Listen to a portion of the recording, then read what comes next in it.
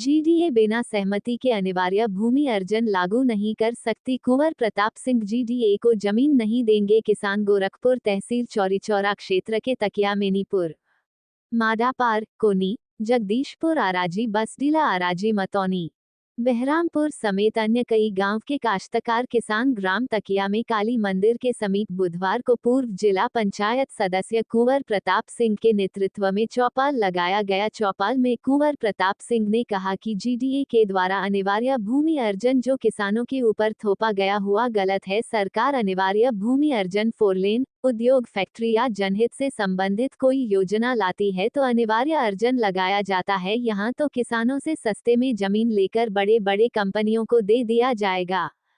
ये कंपनी किसानों को जमीन बेचकर मोटी रकम कमाएगी। इस दौरान किसान सत्येंद्र निषाद, संतोष गुप्ता, मदन विश्वकर्मा, अरविंद निषाद, रामगोविंद निषाद, अशोक जायसवाल, रामगति यादव, रिंकू निषाद इत्यादि बताया कि हम लोगों का जमीन जीविका व रोजी रोटी के साधन है। जीडीए यहाँ से वापस नहीं जाती है तो किसान शांतिपूर्ण ढंग से आंदोलन करने के लिए बाध्य होंगे। चौपाल में वीरेंद्र जायसवाल, हरिलाल पासवान, रंजीत सिंह, विमलेश गुप्ता, माकर निषाद ग्राम प्रधान, सुनील मौर्य, राजेश कन्नौजिया प्रधान प्रतिनिधि, रामानुज जायसवाल, गुड्डू यादव समेत सैकड़ों काश्तकार उपस्थित रहे।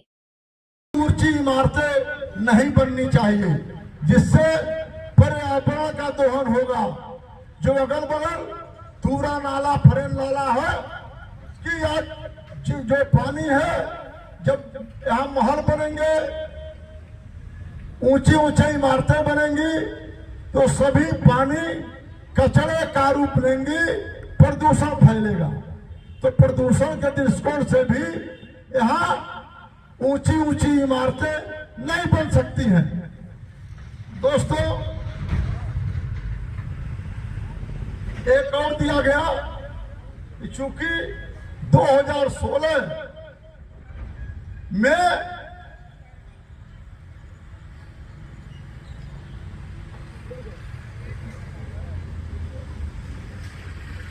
जो सर्किल रेट 16 में बना था वो भी इतना कम था कि जो भी किसान उस समय अपनी जमीन बेचा होगा वो जानता होगा कि रजिस्ट्री में सर्किल रेट लिखा जाता है, उससे अधिक प्रॉपर्टी डीलर लेते हैं। तो उससे अधिक जो पैसा होता है वो किसानों को नगद दिया जाता है। तो 2016 में जो सर्किल रेट था वही बहुत कम बना था। उसी का आधार बनाकर सरकार आज पैसा देकर हम लोगों की जमीन लूटना चाहती है।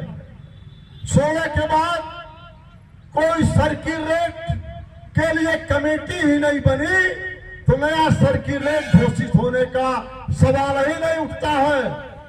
हम लोग सुने हैं कहीं न कहीं कुछ लोग कहते थे सर्किल रेट बढ़ेगा।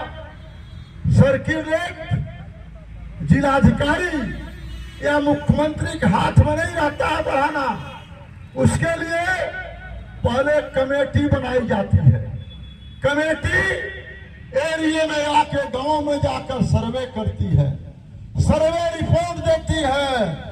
सर्वे रिपोर्ट देने के बाद ही नए सर्किल रेट की घोषणा होती है। इस नाते जो भी व्यक्ति आप लोगों के बीच कहा होगा सर्किल रेट बढ़वा दूंगा, वो एकदम झूठा है, वो झूठ बोल रहा है, आप लोगों को गुमराह कर रहा है। दोस्तों, एक कानून है जिसमें लिखा गया है